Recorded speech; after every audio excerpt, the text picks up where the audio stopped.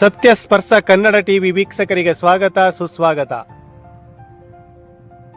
ಸರ್ಕಾರಿ ಶಾಲೆಗಳ ಉಳಿವು ಹಾಗೂ ಬಲವರ್ಧನೆಗೆ ಶಿಕ್ಷಕರು, ದಾನಿಗಳ ಸಹಕಾರದ ಜೊತೆಗೆ ಪೋಷಕರ ಸಹಕಾರ ಕೂಡ ಅತಿ ಮುಖ್ಯ ಎಂದು ಸರದಿಂದು ಡಾಕ್ಟರ್ ಗಂಗಾಧರ್ ಹೇಳಿದರು. ಪಾಂಡವಪುರ ತಾಲೂಕಿನ ಡಾಮಡಹಳ್ಳಿ ಸರ್ಕಾರಿ ಹಿರಿಯ ಪ್ರಾಥಮಿಕ ಶಾಲೆಗೆ ಬೆಂಗಳೂರಿನ ಬಾಲ ಭೈರವೇಶ್ವರ ಎಜುಕೇಷನಲ್ ಚಾರಿಟಬಲ್ ಟ್ರಸ್ಟ್ನ ಅಧ್ಯಕ್ಷ, ಸಮಾಜ ಸೇವಕ, ವಕೀಲರಾದ ಅರವಿಂದ್ ರಾಘವನ್ ಅವರಿಂದ ಕೊಡಮಾಡಲಾದ ಲ್ಯಾಪ್ಟಾಪ್ ವಿತರಣೆ ಮಾಡಿ ಅವರು ಮಾತನಾಡಿದರು.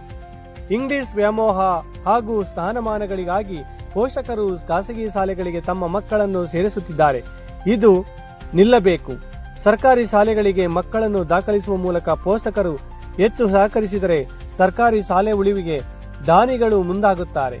ಸರ್ಕಾರಿ ಶಾಲೆಯಲ್ಲಿ ವಿದ್ಯಾಭ್ಯಾಸ ಮಾಡುತ್ತಿರುವ ವಿದ್ಯಾರ್ಥಿಗಳು ಬಹಳ ಬುದ್ಧಿವಂತರಿದ್ದಾರೆ.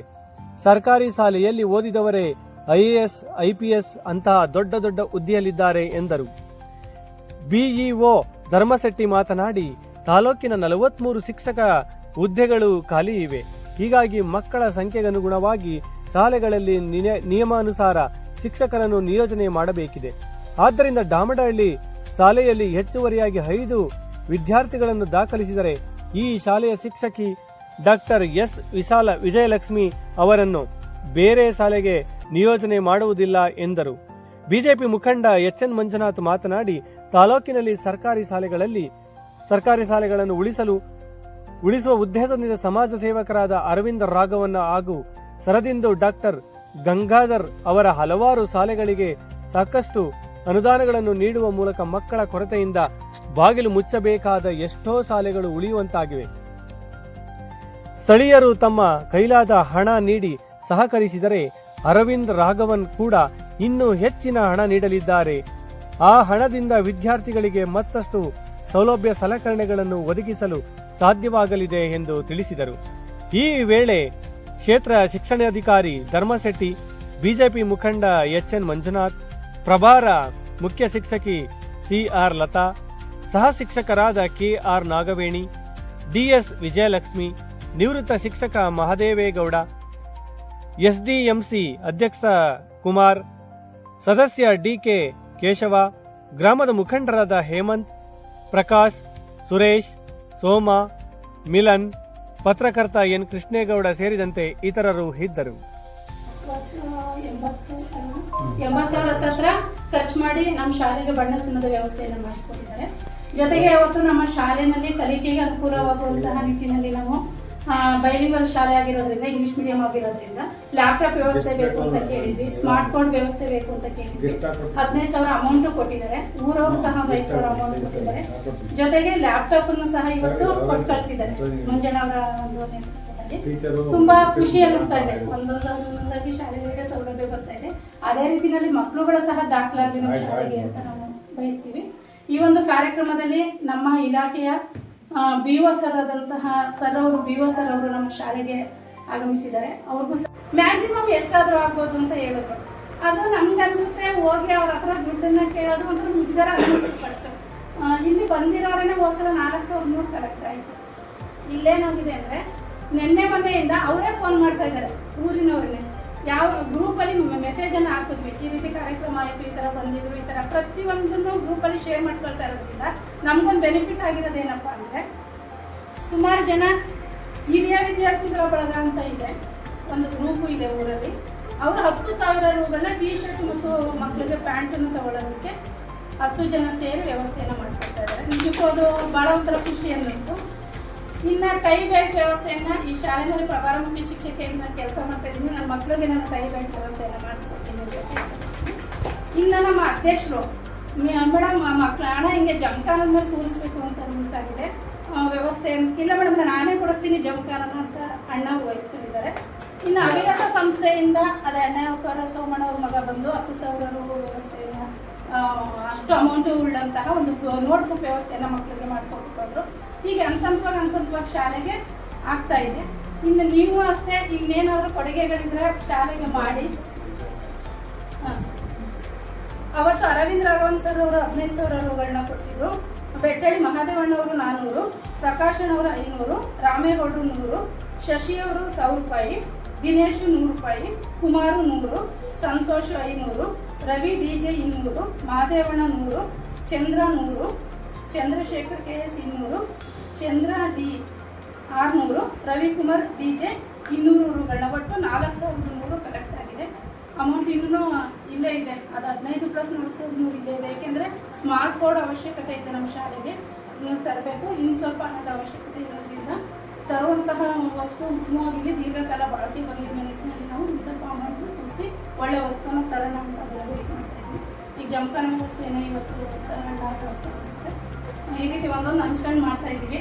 ಜೊತೆಗೆ ನಿಮ್ಗೆ ಗೊತ್ತಿರುವಂತಹ ನಿಮ್ಮ ಮನೇಲಿರುವಂತಹ ನಿಮ್ಗೆ ಗೊತ್ತಿರುವಂತಹ ಅಕ್ಕಪಕ್ಕದ ಊರಿನವ್ರು ಆಗ್ಬೋದು, ಇಲ್ಲಿ ಇಂಗ್ಲೀಷ್ ಮೀಡಿಯಂ ಶಾಲೆ ಇದೆ, ಸೇರಿಸ್ಕೊಡಿ ಅಂತ ಮಕ್ಕಳನ್ನ ದಾಖಲಾತಿ ಮಾಡ್ತೀವಿ ಅಂತ ದಯವಿಟ್ಟು ಕೈ ಮುಗಿದು ಮನವಿಯನ್ನು ಮಾಡ್ತಿದ್ದಾರೆ. ರಾಘವನ್ ಅವ್ರಿಗೆ ವಿಡಿಯೋ ಕಾಲ್ ಮಾಡೋದು ಮುಖ್ಯ ನಾನು ಮಾತಾಡಿಸ್ತಾರೆ. 40,000 ರೂಪಾಯಿ ಆಯಿತು. ಗಂಗಾಧರ್ ಸರ್ ಹೇಳಿದ ತಕ್ಷಣ ಅವರು ಆ 40,000 ರೂಪಾಯಿಂದು ಸ್ಮಾರ್ಟ್ TV ಕೊಡಿಸ್ರು. ಅಂದರೆ ಇದು ಒಂದಕ್ಕೊಂದು ಲಿಂಕು. ನಿಮ್ಮ ಶಾಲೆಗೆ ಸ್ಟಾರ್ಟಿಂಗ್ ನಾವು ಬಂದಾದ್ಮೇಲೆ ಅವತ್ತು ವಿಡಿಯೋ ಕಾಲ್ ಮಾಡಿದಾಗ ಡಾಕ್ಟರ್ ಗಂಗಾಧರ್ ಸರ್ ಮಾತಾಡಿದ್ರು, ಅದೇ ರಾಘವನ್ ಸರ್ ಮಾತಾಡಿದ್ರು. ಅದಾದಮೇಲೆ ಈಗ BO ಸರ್ ಬಂದಿದ್ದಾರೆ, ಈಗ ಮತ್ತೆ ಅವರೇ ಬಂದವ್ರೆ. ನಿಮಗೆಲ್ಲ ಕೆಲಸಗಳ ಬಗ್ಗೆ ಆಮೇಲೆ ಗ್ರಾಮಸ್ಥರನ್ನ ನೋಡ್ತಾ ಇದ್ದೀನಿ, ಭಾರಿ ಇಂಟ್ರೆಸ್ಟಾಗಿ ಅವತ್ತು ಕಾರ್ಯಕ್ರಮ ನಾವೇ ಇದ್ದಿದ್ರೆ ಸುಮಾರು ಅನೌನ್ಸ್ ಆಯ್ತಿತ್ತು. ನಾವು ಅರ್ಜೆಂಟಲ್ಲಿತ್ತು, ಅನೌನ್ಸ್ ಮಾಡಿಸೋಕ್ಕಾಗಲಿಲ್ಲ. ಗಿರಿಯಾರಲ್ಲಿ ಮೊದಲೇ ಹೇಳಿರೋದ್ರಿಂದ ಎಲ್ಲ ಸೇರ್ಕೊಂಡಿದ್ರು. 37,000 ರೂಪಾಯಿ ಕಲೆಕ್ಷನ್ ಆಯಿತು. ಅದೇ ಗೌಡಗಿರಿಯಲ್ಲಿ 45,000 ರೂಪಾಯಿ ಕಲೆಕ್ಷನ್ ಆಯಿತು. ಅಂದರೆ ಇದು ಆಯ್ತಾ ಇರ್ತದೆ. ನಮ್ಮ ಇದರಲ್ಲಿ ಅರ್ಜೆಂಟಲ್ಲಿ ಮಾಡೋದು, ಅವತ್ತು ಬೆಟ್ಟಲ್ಲಿ ಸ್ಟಾರ್ಟ್ ಮಾಡೋದು, ಅಲ್ಲೇ ಕೂತಿತ್ತವೆ ಹೇಳ್ಬಿಟ್ರು ಸ್ಟಾರ್ಟ್ ಮಾಡೋದು. 5,500 600 ಆಗಿತ್ತು ದುಡ್ಡು. ಬಂದ್ಬಿಟ್ಟು ಅರ್ಜೆಂಟು ಇದ್ರಲ್ಲಿ ಹೋಗ್ಬೇಕಾಯ್ತು ಹೊರಟೋದು. ಆದರೆ ಇವತ್ತು ಅಲ್ಲಿ ಸಂಗ್ರಹ ಆಗಿರ್ತಕ್ಕಂಥದ್ದು ಹಂಗೆ ಮಾಡ್ತಾ 25 ಆಯಿತು, 30 ಆಯಿತು, 50 ಆಯಿತು, 1,15,000 ರೂಪಾಯಿ ಅನೌನ್ಸ್ ಆಯಿತು. ಇದೆಲ್ಲನೂ ಸಹ ಅವ್ರಿಗೆ ಮಾಹಿತಿ ಕೊಟ್ಟು ಇವತ್ತು ಏನೇನು ತಾಲೂಕಲ್ಲಿ ನಡೀತಾ ಐತೆ. ಡಾಮ್ರಳ್ಳಿಗೆ ಇವತ್ತೊಂದು ದಿನ ಡಾಕ್ಟರ್ ಗಂಗಾಧರ್ ಇವತ್ತೇ ಬಂದಿರ್ಬೋದು, ಆದರೆ ಅವ್ರಿಗೆ ಮಾಹಿತಿ ಹೇಳ್ತಾ ಇದ್ದೀವಿ. BO ಸರ್ ಜೊತೆನೂ ಮಾತಾಡ್ತಾ ಇದ್ವಿ, ಅಲ್ಲಲ್ಲೇ ಸೇರ್ತಾ ಇದ್ದೀವಿ. ಇದೆಲ್ಲ ಏನು ಅಂತಂದರೆ ಅಪ್ಗ್ರೇಡ್ ಆಗುತ್ತೆ. ಮೇಡಮ್ ನೆನ್ನೆ ಒಂದು ಮಾತು ಹೇಳಿದ್ರು, ನೆನ್ನೆ ದೀಪು ಮಾಸ್ಟರ್ ಮಾತಾಡಿಸಿದೆ, ನಿಮಗೆ 30,000 ರೂಪಾಯಿನಲ್ಲಿ ಸ್ಮಾರ್ಟ್ ಕ್ಲಾಸ್ ಆಗುತ್ತೆ ಅಂತ. ಏನೋ ಒಂದು ಪ್ರೊಜೆಕ್ಟ್ರು ಮತ್ತು ನಿಮಗೆ ಸ್ಕ್ರೀನು ಇವೆಲ್ಲ ಸೇರಿ 30,000 ರೂಪಾಯಿನಲ್ಲಿ ಆಗುತ್ತೆ. ಅದನ್ನೇ ಮಾಡ್ಕೊಳ್ಳಿ. ಎಲ್ಲ ಕ್ಲಾಸ್ಗೂ ಅದು ತಗೊಂಡೋಗಿ ನೀವು ಅದನ್ನೇ ಉಪಯೋಗಿಸ್ಕೋಬೋದು. ಮತ್ತು ಸ್ಕೂಲು ಆವರಣದಲ್ಲಿ ಏನಾರ ಕಾರ್ಯಕ್ರಮಗಳು ನಡೆದ್ರೆ ಫಿಲಮ್ ಎಲ್ಲ ಅದರಲ್ಲೇ ತೋರಿಸ್ಬೋದು ಅಂತೇಳಿ ಮಾತಾಡಿದ್ರು. ಅದಕ್ಕಾಗುವಂಥ ಹಣ ಸೆಟ್ ಆಗಬೇಕು. ಅವ್ರು 15,000 ರೂಪಾಯಿ ಕೊಟ್ಟಿದ್ರು, ಸೆಟ್ ಆಗಬೇಕು. ನಾನಾದರೂ ಇನ್ನು ಕೇಳ್ಕೊಳ್ಳೋದು ಏನು ಅಂತಂದರೆ, ಸದಾ ಇದ್ದೇ ಇದ್ದಾರೆ ಒಳ್ಳೆ BO ಸರ್. ಮೊನ್ನೆ ಹಿರಿಮಳೆದೊಂದು ಸರದಿಂದನವರೇ ಒಂದು ದೊಡ್ಡ ಒಂದು ಮೀಟಿಂಗ್ ಹಾಲ್ ಕಟ್ಸ್ಕೊಳ್ಳಿ ಅಂತ ಏನು ಮಾಡೋದು. ಎಷ್ಟು ಲಕ್ಷದ್ದು? 3.5 ಲಕ್ಷ. ಕೈ ಹಾಕ್ಬೇಕಾದ್ರೆ ಅನಿಸ್ತದೆ ಆಗುತ್ತಾ ಅಂತ. ನಿಮ್ಮ ಥರನೇ ನೀವು ಹೆಂಗೆ ಸೇರ್ತೀವಿ ಅಷ್ಟೇ ಜನ ಸೇರ್ತಿದ್ದು. ಮಾಡೋದ ಅಂತ ಟ್ರೈ ಮಾಡೋದು. ಶುರು ಮಾಡಿದ್ಮೇಲೆ ಗಂಗಾಧರ್ ಸರ್ ಒಂದು ನಮ್ಮ ಬಿಲ್ಡಿಂಗಿಗೆ ಮೆಟ್ಲು ಮಾಡಿಸ್ಕೊಟ್ರು. ನೋಡಿದವ್ರಿಗೆ ಆಶ್ಚರ್ಯ, ಏನು ಬರೀ ಮೆಟ್ಲು ಮಾಡಿಬಿಟ್ರೆ ಆಗೋಯ್ತದೆ ಅನ್ನೋ ಥರ ಭಾವನೆ ಇರ್ತದೆ. ಮೆಟ್ಲು ಮಾಡಿದ್ರು. ಆ ಮೆಟ್ಲು ಹೋಗೋದು, ನೋಡೋದು, ಹತ್ತೋದು, ಇಳಿಯೋದು ಎಲ್ಲ ಲೆಕ್ಕ ಆಗ್ತಾಯಿತ್ತು. 30 ಅಡಿ 80 ಅಡಿದು ಒಂದು ಪ್ಲ್ಯಾನ್ ಮಾಡೋದು. ಮಾಡಿದ್ಮೇಲೆ ಗಂಗಾಧರ್ ಸರ್ ನೇತೃತ್ವದಲ್ಲಿ ಅಲ್ಲಿ ಅಧ್ಯಕ್ಷರು ರಂಗರಾಜ್ ಅವ್ರನ್ನ ಕರೆಸ್ತು. ಇನ್ನೊಬ್ರು ಸುರೇಶ್ ಕುಂಬ್ಳೆ ಅಂತ ಬಂದರು. ಎಲ್ಲ ಬಂದು ನೋಡ್ಕೊಂಡು ಹೋದ್ಮೇಲೆ ಈಗ ಮೊನ್ನೆ BO ಕರೆಸಿ 1,10,000 ರೂಪಾಯಿನ ಚೆಕ್ ಮುಖೇನ ಹಣ ಕೊಟ್ಟರು. ಇನ್ನು ಮಿಕ್ಕಿದ್ದು ಕಲೆಕ್ಷನ್ ಮಾಡಿರ್ತಕ್ಕಂಥ ಹಣ ನಿಂತವೇ ಇರಲಿ, ನಾವು ಕಟ್ಟಡ ಕಟ್ತಂಗೆ ಮಾಡ್ಕೊಳ್ಳೋದ ಅಂತೇಳಿ ಮಾಡ್ತಾ ಹೋದು. ಎಲ್ಲ ಏನು ಅಂತಂದರೆ ಎಲ್ಲ ಇವತ್ತೊಂದು ದಿನ ಬೇರೆ ಬೇರೆ ಕಡೆ ಕೆಲಸ ಮಾಡಿ ಇವತ್ತೆಲ್ಲ ಅನುಭವ ಇದ್ದು ಇವತ್ತು ಗಂಗಾಧರ್ ಸರ್ ಅವತ್ತು ಮನೆ ಬರಲಿಲ್ಲ. ಯಾಕೆ ಬರಲಿಲ್ಲ ಅಂತ ನಾವು ಕೇಳ್ಬೇಕು, ಬರೋ ಪತ್ರಕರ್ತರು ನಾವು ಕೇಳ್ಬೋದು. ಕೋಲಾರದಲ್ಲಿ 100 ಹಾಸಿಗೆಯ ಒಂದು ಆಸ್ಪತ್ರೆನ ಫ್ರೀಯಾಗಿ ಜನಗಳಿಗೆ ಕೊಡಬೇಕು ಅಂತೇಳಿ ಎಲ್ಲ ಡಾಕ್ಟರ್ಸ್ಗಳು ಸೇರ್ಕೊಂಡು ಕ್ಲಾಸ್ಮೇಟ್ಗಳು ಸೇರಿಸ್ಕೊಂಡು ಕಟ್ಸ್ತಾವೆ. ನಾನು ಹೇಳಿದೆ ಸ್ವಲ್ಪ ನಮ್ಮ ಮಂಡ್ಯ ಕೊತ್ತಂಬರಿ ಸರ್ ಹಿಂದೆ ಮಂಡ್ಯದ ಒಂದು ಪ್ರಾಜೆಕ್ಟ್ ಐತೆ 10 ಎಕರೆಲಿ ಮಾಡಬೇಕು ಅಂತ ಐತೆ ಅಂತಂದ್ರು. ಹಂಗೆ ಮಾಡ್ತಾ ಮಾಡ್ತಾ ಮಾಡ್ತಾ ಮಾಡ್ತಾ ಆಗುತ್ತೆ. ಗ್ಯಾರಂಟಿ ಇವತ್ತು ಹೇಳಿದ್ದೀನಿ. ಇವತ್ತು ಡಾಮ್ರಳ್ಳಿ ಶಾಲೆ ಉನ್ನತ ಮಟ್ಟಕ್ಕೆ ಹೋಯ್ತದೆ. ಎಲ್ಲೋ ನಮ್ಮ ದಾನಿಗಳೆಲ್ಲ ಔಸ್ಕೊಂಡು ಅವ್ರಿಗೆ ಗೊತ್ತಿಲ್ಲ, ಅವ್ರಿಗೆ ನಮ್ಮ ಶಾಲೆ ಹಿಂಗಾಗಿದೆ ಅಂತ ಗೊತ್ತಿಲ್ಲ. ಸ್ಟ್ರೆಂತು ಆಗುತ್ತೆ. ಮಾದೇವಣ್ಣ ಮನೆಗೆ ಹೋಗಿ ಮಾದೇವಣ್ಣಗೆ ಯಾವಾಗಾರ ಫೋನ್ ಹಾಕಿದ್ರೆ ಸಾಕು, ನೀವು ಎಲ್ಲಿದ್ದೀನಿ ಸ್ಕೂಲ್ದಾಗ ಇರ್ತಾರೆ, ಎಲ್ಲಿದ್ದೀನಿ ಸ್ಕೂಲ್ದಾಗ ಇರ್ತಾರೆ. ಅದರಿಂದ ಇವತ್ತು ಆ ಮಟ್ಟಕ್ಕೆ ಆಯಿತು. ಈಗಾಗಲೇ ಅವ್ರು ಸ್ಟೇಜ್ ಮಾಡಿಸ್ತಾರೆ. ಇವತ್ತು ಅಲ್ಲಿ ಒಬ್ಬರು ಲಾಯರ್ ಒಬ್ಬರು ಕರ್ಕೊಬಂದಿದ್ದು 25,000 ರೂಪಾಯಿ. ಈಗಾಗಲೇ ಅವರು ನೀರಿಂದು ಒಂದು ಫಿಲ್ಟರ್ ನೀರಿಂದು ಕೊಡಿಸ್ತೀನಿ ಅಂತ ಹೇಳಿದ್ರು. ಮಾದೇವಣ್ಣರು ಏನು ಮಾಡಿದ್ರು, ಅವ್ರು ಯಾರೇ ಕೊಡಿಸ್ತೀನಿ ಅಂತ ಹೇಳೋರು ಮಾಡ ಕೇಳಿಬಿಡಿ ಅಂದರು. ಕೇಳಿಬಿಡಿ ಅಂದ್ರೆ ನಾವು ಕೇಳ್ತೀವಿ, ಅವ್ರು ಎಷ್ಟು ಕೊಡ್ತಾರೆ ಕೊಡಲಿ ಅಂತ. ನೋಡಿ ಬಸ್ ಮಾಡ್ತಾವ್ರೆ, ನೀವೇನು ಅಮ್ಮನ ಕೊಡ್ತೀರಿ ಕೊಡಿ, ನೀವು ಯಾರೇ ಫಿಲ್ಟರ್ ನೀರು ಕೊಡಿಸ್ತೀರಿ ಕೊಡಿ ಅಂದೆ. ಹಂಗಂದ ತಕ್ಷಣ ಅವರು 25,000 ರೂಪಾಯಿ ಕೊಡ್ತೀನಿ ಅಂತೇಳಿ ಅನೌನ್ಸ್ ಮಾಡೋದು. ಅಂದರೆ ನಾವು ಅಂದ್ಕೊಂಡೇ ಇಲ್ಲ ಆ ಫಿಲ್ಟರ್ ನೀರು ಜೊತೆಗೆ ಒಂದು 5,000 ಕೊಡ್ಬೋದು ಅಂದ್ಕೊಂಡಿದ್ದು 25,000 ರೂಪಾಯಿ ಕೊಡ್ಬೋದು. ಅದರಿಂದ ಯಾರು ಏನು ಅನ್ಕೊಬಿಡಿ. ಇಲ್ಲಿ ಬಂದಿರತಕ್ಕಂಥವ್ರು ನೀವು ಯಾರಿಗೂ ಕಡ್ಡಾಯ ಇಲ್ಲ, 100 ರೂಪಾಯಿ ಮೇಲೆ ಎಷ್ಟಾದ್ರೂ ಸರಿ ನೀವು ಘೋಷಣೆ ಮಾಡಿ ಅಂತ ಹೇಳ್ತಾ ಈ ಒಂದು ಅದ್ಭುತ ಕಾರ್ಯಕ್ರಮಕ್ಕೆ ಇಡೀ ಕ್ಷೇತ್ರದಲ್ಲಿ ನಾನು ಹೇಳ್ತಿದ್ದೀನಿ. ಇವತ್ತು ಇದು ಒಂದು ಕಡೆ ಬೆಳೀತದೆ ಅಂತಲ್ಲ, ಇವತ್ತು ಪಾಂಡುಪುರದಲ್ಲಿ ಬೆಳೀತಾ ಇರೋದನ್ನ ಬೇರೆ ಕಡೆನೂ ಬೆಳೀತದೆ, ಬೆಳವಣಿಗೆ ಆಯ್ತದೆ. ಇದು ಸಣ್ಣದಾಗಿ ಸ್ಟಾರ್ಟ್ ಮಾಡೋದು, ಭಾರಿ ಸಣ್ಣದಾಗಿ ಸ್ಟಾರ್ಟ್ ಮಾಡೋದು, ಇವತ್ತು ಬೃಹದಾಕಾರವಾಗಿ ಬೆಳೀತಾ ಇತ್ತು. ಇವತ್ತು ಅರವಿಂದ್ ರಾಘವನವ್ರಿಗೆ ನಿನ್ನೆ ರಾತ್ರಿ ಎಲ್ಲ ವರದಿ ಒಪ್ಪಿಸ್ತಾರೆ. ಮೇಡಮ್ ಹೇಳಿರೋದು 10,000 ರೂಪಾಯಿ ಕೊಡ್ತೀನಿ ಅಂದರು, ನೀವು ಕೊಡ್ತೀನಿ, ಎಲ್ಲನೂ ವರದಿ ಹೇಳಿದೆ. ಭಾರಿ ಖುಷಿಯಾದರು. ಸರ್ ಜೊತೆ ಮಾತಾಡಿದೆ. ಸರ್ ಎಲ್ಲೋ ಹೋಗಬೇಕಾಗಿತ್ತು, ಅವರು ಫಿಕ್ಸ್ ಆದರು. ಸರ್ ಅವರೊಂದು 15 ದಿನ ಇಲ್ಲಿದ್ದರೆ 15 ದಿನ ಬೆಂಗಳೂರು ಮತ್ತು ಕೋಲಾರದಲ್ಲಿ ಇರ್ತಾರೆ. ಆದರೂ ಅವರು ಇವತ್ತು ಬಂದವರೆ. ನಿಮ್ಮೆಲ್ಲರ ಪಾದಸ್ಪರ್ಶದಿಂದ ಇವತ್ತು ಈ ಒಂದು ಕ್ಲಾಸ್ ಇವತ್ತು ಬೆಳವಣಿಗೆ ಆಯ್ತಾ ಇದೆ, ಆಗಲಿ ಅಂತ ಹೇಳ್ತಾ ಇವತ್ತು ಲ್ಯಾಪ್ಟಾಪ್ ಕೊಡ್ತೀನಿ. ಮುಂಚೆ ತಾವು ಇನ್ಯಾರು ಇದ್ದೀರಿ ಮೇಡಮ್ ಅವರು ಬುಕ್ಕಲ್ಲಿ ಬರ್ಕೊಳ್ಳಿ, ಇನ್ಯಾರು ಇದೆ ಅನೌನ್ಸ್ ಮಾಡೋಕೆ. ನಮ್ಮ ಇವನು ಸಿಕ್ಕಿದ್ದ ಯಾರು, ದಿಲೀಪ್ಗೂ ಅನೌನ್ಸ್ ಮಾಡೋ, ನೀನು ಎಷ್ಟು ಅನೌನ್ಸ್ ಮಾಡ್ತೀವಿ ಮಾಡಪ್ಪ ಅಂದೆ. ಯಾಕಂದ್ರೆ ರಾಘವನವರ ಆಫೀಸ್ ಪಕ್ಕನೇ ಒಂದು, ನೀನು ಅನೌನ್ಸ್ ಮಾಡಪ್ಪ ಅಂದೆ. ಕೇಶವನವ್ರ ಜೊತೆ ಮಾಡಿದರೆ ಏನೋ ಗೊತ್ತಿಲ್ಲ. ಅದರಿಂದ ದಯಮಾಡಿ ಈಗ ಆ ಕಾರ್ಯಕ್ರಮ ಮುಗಿದ ಮೇಲೆ ಲ್ಯಾಪ್ಟಾಪ್ ಕೊಟ್ಟು ನಾವು ಓಡ್ತೀವಿ. ಮುಂದಿನ ಕಾರ್ಯ ನೀವು ಮಾಡ್ತಾ ಇರಿ, ಕರ್ಸ್ಕೊಳ್ಳಿ. ಮಾದೇವಣ್ಣ ಯಾಕೆ ಕರ್ಸ್ತೀವಿ ಅಂದರೆ ನಮ್ಮ ಹಿರಿಮಳೆ ಅಧ್ಯಕ್ಷನೂ ಬರೆದಿದೆ, ಎಲ್ಲ ನೋಡಲಿ, ಒಂದಕ್ಕೊಂದು ನೋಡ್ತಾ ಮಾಡಲಿ. ಅದರಿಂದ ಆ ಬೆಳವಣಿಗೆ ಆಗಲಿ ಅಂತ ಹೇಳ್ತಾ ರಿಸಲ್ಟು ಎಲ್ಲ ಚೆನ್ನಾಗಿ ಬರ್ತದೆ. ಅವ್ರಿಗಾಗುವಂಥ ಸಪೋರ್ಟ್ನ ಅದೇ ಸರ್ಕಾರದ ಕಡೆಯಿಂದ ವಿಒ ಕೊಡ್ತಾರೆ. ನಾವು ಬೇರೆ ಕಡೆಯಿಂದ ಹೊರಗಡೆಯಿಂದ ನಾವೇನು ಮಾಡಬೇಕು, ಟೀಚರ್ಸ್ಗಳಿಗೆ ಕೊಟ್ಟರೆ ಇದು ಒಳ್ಳೆಯ ಶಾಲೆ ಆಗ್ತದೆ. ಭಾರಿ ವಿಶಾಲವಾಗಿದೆ. ಚಿಲ್ಡ್ರನ್ಸ್ ಗ್ರೂಪ್ ಹೋಗಿದೆ, ಇದ್ರ ಕಾಲ್ಭಾಗ ಇಲ್ಲ, ಜಾಗನೇ ಇಲ್ಲ. ಅಲ್ಲೇ ಎಲ್ಲ ಮಲ್ಟಿಪಲ್ ವ್ಯವಸ್ಥೆ ಮಾಡಿಕೊಟ್ಟಿದ್ದಾರೆ.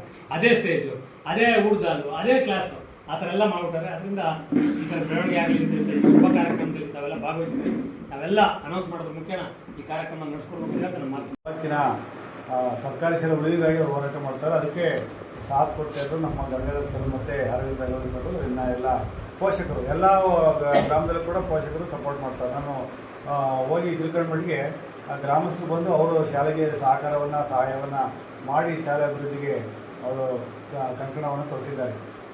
ಮತ್ತು ನಮ್ಮ ಈ ಶಾಲೆಯಲ್ಲಿ ಹೊಸರಿಗೆ ಮಕ್ಕಳಿಗೆ ಜಾಸ್ತಿ ಇತ್ತು.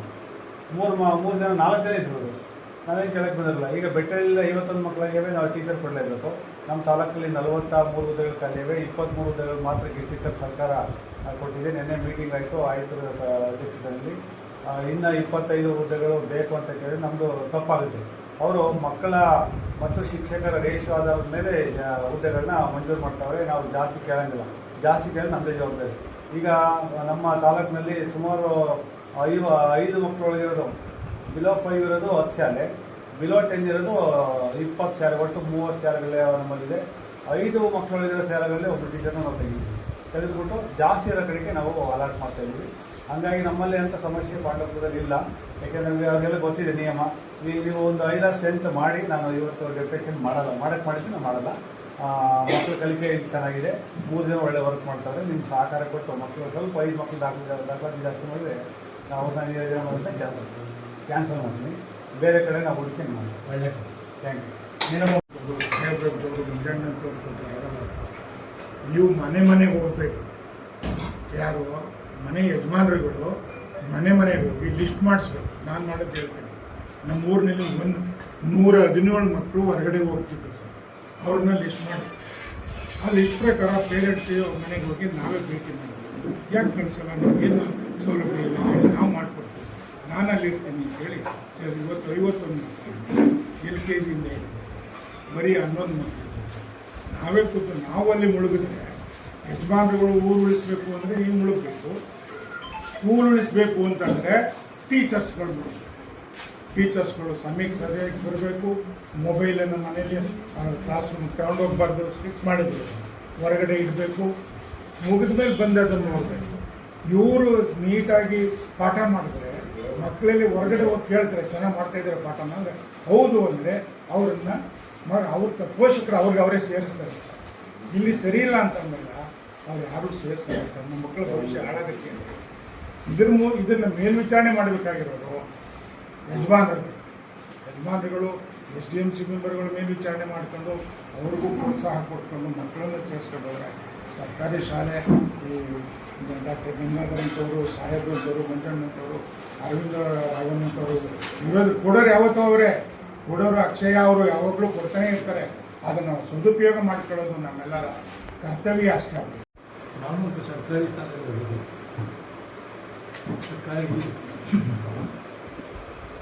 Primary school, high school, medical college, ಸ್ನಾತಕೋತ್ತರ ಪದವಿ ಎಲ್ಲ ಇದೆ. ಗೌರ್ಮೆಂಟ್ ಕಾಲೇಜಲ್ಲಿ, ಗೌರ್ಮೆಂಟ್ ಸ್ಕೂಲು, ಗೌರ್ಮೆಂಟ್ ಕಾಲೇಜಲ್ಲೇ ಓದಿದ್ದು. ಅಲ್ಲಿಂದ ನಾವು ಪಾಶ್ಚಾತ್ಯ ದೇಶಗಳಿಗೆ ಹೋಗಿ ಅಲ್ಲಿ ಕೆಲಸ ಮಾಡಿ ಮತ್ತೆ ನಾನು ಇಲ್ಲಿ ಭಾರತಕ್ಕೆ ವಾಪಸ್ ಬಂದು WHO ಅಂತ ವರ್ಲ್ಡ್ ಹೆಲ್ತ್ ಆರ್ಗನೈಸೇಷನ್ ಅದರಲ್ಲಿ 10 ವರ್ಷಗಳ ಕಾಲ ಕೆಲಸ ಮಾಡಿದೆ. ಆವಾಗ ನನಗೆ ಕೋಲಾರ ಡಿಸ್ಟ್ರಿಕ್ಟಿಗೆ ಕೊಟ್ಟರು. ಅಲ್ಲಿ ಕ್ಯಾನ್ಸರ್ ಕಾಯಿಲೆ ಜಾಸ್ತಿ, ಬಾಯಿ ಕ್ಯಾನ್ಸರ್. ಯಾಕಂದರೆ ಆ ಕಡೆ ತಂಬಾಕು ತಿನ್ನೋದು ಜಾಸ್ತಿ, ಬೀಡಿ ರಿವರ್ಸ್ ಆಗಿ ಸೇರ್ತಾರೆ. ನಿಮ್ಮಲ್ಲೆಲ್ಲ ನೀವು ಹಿಂಗೆ ಸೇರ್ತೀರ, ಬಟ್ ಅದು ಅವರು ಉರಿಯೋ ಭಾಗನ ಬಾಯಿನಲ್ಲಿ ಇಟ್ಕೊಂಡು ಸೇರ್ತಾರೆ. ಸೊ ಅದಕ್ಕೋಸ್ಕರ ನನ್ನನ್ನು ಸೆಲೆಕ್ಟ್ ಮಾಡಿದ್ರು. ಯಾಕಂದರೆ ನಾನು ಮ್ಯಾಕ್ಸಿಲೋಫೇಶಿಯಲ್ ಸರ್ಜನ್, ಅಂದರೆ ತಲೆ ಮತ್ತು ಕುತ್ತಿಗೆ ಸರ್ಜನ್. ಅದಕ್ಕೆ ನಾನು ಮತ್ತು ಇನ್ನೂ 3 ಜನ ಡಾಕ್ಟರ್ಗಳನ್ನು ಮಾಡೋದು. ಅದು ಒಂದು ಅದೃಷ್ಟವಶಾತ್ ನಮಗೆಲ್ಲ ಒಂದೇ ಥರ ಮಾನಸಿಕವಾಗಿ ಒಂದೇ ತೂಕ ಇತ್ತು. ಹಾಗಾಗಿ ನಾವು ಸುಮಾರು ಒಂದು 400 ಹಳ್ಳಿಗಳು ವಿಸಿಟ್ ಮಾಡ್ತಾಯಿದ್ವಿ ತಿಂಗಳಲ್ಲಿ. ಸ್ಕ್ರೀನಿಂಗ್ ಮಾಡಬೇಕು, ಅವ್ರಿಗೆ ಕಾಯಿಲೆ ಇದ್ದರೆ ಇಮಿಡಿಯೇಟಾಗಿ ಅವ್ರನ್ನ ಸಾವಿರಾರು ಜನನ ಉಳಿಸಿದ್ದೀವಿ ನಾವು. ಪ್ರತಿ ನಾನು 10 ವರ್ಷ ಇದ್ದೆ. 1 ವರ್ಷ ಹಳ್ಳಿಗಳಿಗೆ ಹೋಗಿ ನೋಡಾದ್ಮೇಲೆ ಗೊತ್ತಾಯಿತು ಯಾಕೆ ಈ ಮಕ್ಕಳುಗಳು ಇಷ್ಟು ಹಿಂದುಳಿದಿದ್ದಾರೆ. ಅದು ತಮಿಳ್ನಾಡು ಬಾರ್ಡರ್. ಸೊ ಆ ಕಡೆ ತಮಿಳ್ನಾಡಿನವರು ಮಾಡಲ್ಲ, ಈ ಕಡೆ ಕರ್ನಾಟಕದವರು ಮಾಡ್ತಾ ಇರ್ತಾರೆ. ಬಸ್ಗಳೇ ಇರ್ತಾ ಇರಲಿಲ್ಲ. ನೆಕ್ಸ್ಟ್ಗಳು ಈಗ ಶಾಲೆಗೆ ಹೋಗಬೇಕು ಅಂತಂದರೆ ಬಸ್ ಇರ್ತಾ ಇರಲಿಲ್ಲ. ನಾವು ನಮಗೆ WHO ಇಂದ ಜೀಪ್ ಇದು ಕೊಟ್ಟಿದ್ದರು. ನಮ್ಮ ಸ್ಕೂಲಲ್ಲಿ ಒಂದು 10 ಟೀಚರ್ಗಳನ್ನ ಕರ್ಕೊಂಡು ಡ್ರಾಪ್ ಮಾಡ್ತಾಯಿದ್ವಿ ಪ್ರತಿದಿನ. ಮತ್ತು ನಾವು ಬರೋ ಸಾಯಂಕಾಲ ಆಗೋದು, ಬರ್ತಾ ಅವ್ರನ್ನೆಲ್ಲ ವಾಪಸ್ ಕರ್ಕೊಂಡು ಬಸ್ ಸ್ಟ್ಯಾಂಡಿಗೆ ಡ್ರಾಪ್ ಮಾಡ್ತಾಯಿದ್ವಿ. ಸೊ ಆ ಥರ ಪರಿಸ್ಥಿತಿ ಬರ್ತಾಯಿತ್ತು. ಆವಾಗ ಅವರು ಪ್ರಾಬ್ಲಮ್ಗಳು, ಅವರ ಕಷ್ಟ ಸುಖಗಳನ್ನೆಲ್ಲ ಹೇಳ್ಕೊಂಡು ಬರ್ತಾಯಿದ್ವಿ. ನಾವು ನೋಡಿದ್ದೀವಿ. ನಾವು 1991ರಲ್ಲಿ ಶುರು ಮಾಡಿದ್ವಿ. ಪ್ರತಿ ಊರಿಗೆ ಹೋದ್ರು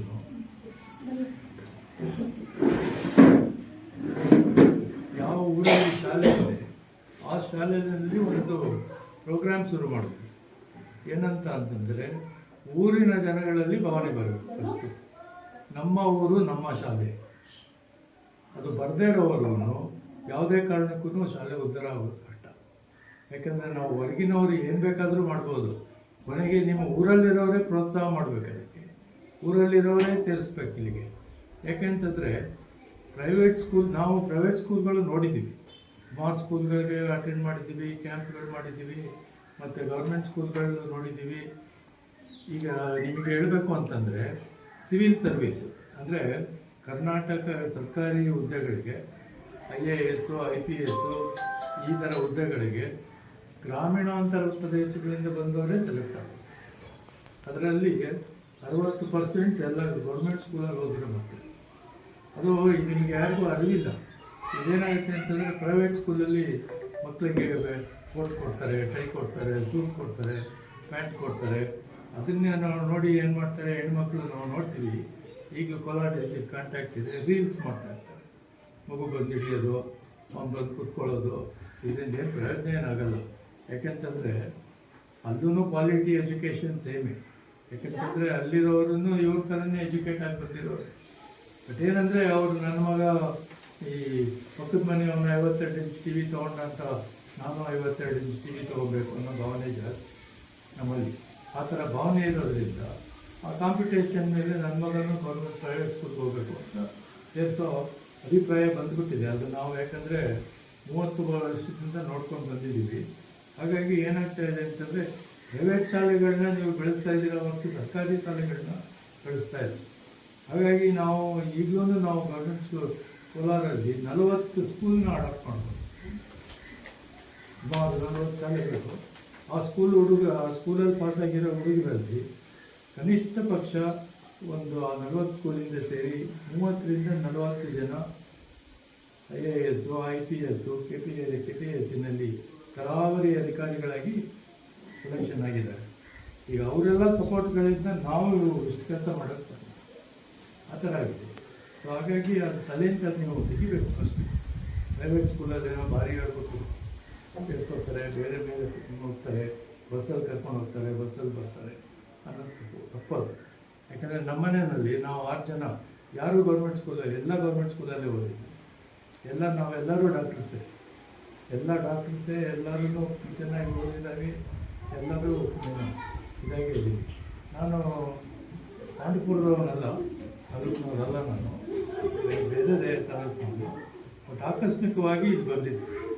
ಆಕಸ್ಮಿಕವಾಗಿ ಇಲ್ಲಿ ಸತ್ಯಸಾಯಿ ಪುಟ್ಟಭರ್ತಿ ಸತ್ಯಸಾಯಿ ಅವ್ರದ್ದು ಚಂದ್ರಗಾಲ ಹತ್ರ ಸ್ಕೂಲ್ ಇದೆ, ಮಾದೇಗೌಡನ ಕೊಕ್ಕಲು ಅಂತ.